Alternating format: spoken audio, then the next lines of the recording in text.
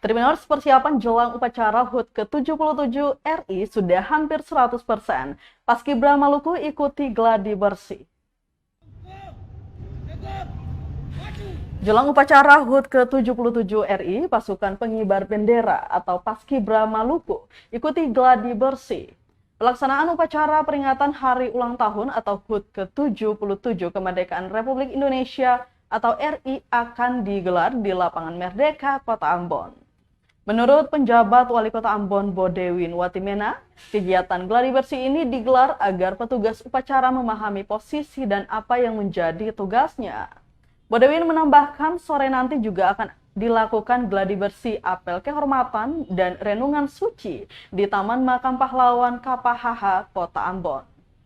Penjabat Wali Kota Ambon juga menambahkan bahwa upacara 17 Agustus 2022 dimulai pada pukul 8 pagi, di mana selaku inspektur upacara pengibaran bendera adalah Gubernur Maluku Murad Ismail dan penurunan bendera oleh Wakil Gubernur Barnabas Orno. Ya, jadi kalau dilihat mulai dari gladi kader, gladi kotor, sampai dengan gladi bersih, maka ya kita optimis semuanya sudah siap untuk melaksanakan upacara peringatan Hari Proklamasi. Ada kendala-kendala apa sampai sejauh ini? Oh, tidak ada kendala. Ini kan soal kita mempersiapkan segala sesuatu dengan baik saja. Dan dari sisi kesiapan untuk pelaksanaan upacara baik penaikan, penurunan maupun AKRS semua sudah dilakukan dengan baik. Hasil evaluasi gladi bersih tadi udah baik. Yang akan bertindak sebagai inspektur Pak Gubernur, Bang. Untuk penaikan bendera, peringatan Hari Proklamasi Pak Gubernur sebagai inspektur upacara, sementara untuk penurunan nanti ya sesuai dengan renupnya Pak Wakil Gubernur. Nanti untuk AKRS yang jadi danupnya Pak Pangdam. Sementara komandan upacara, Pak?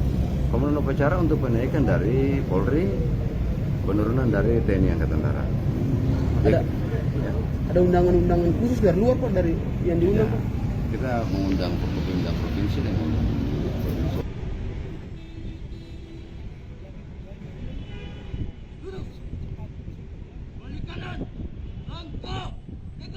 Terima kasih sudah nonton. Jangan lupa like, subscribe, dan share ya.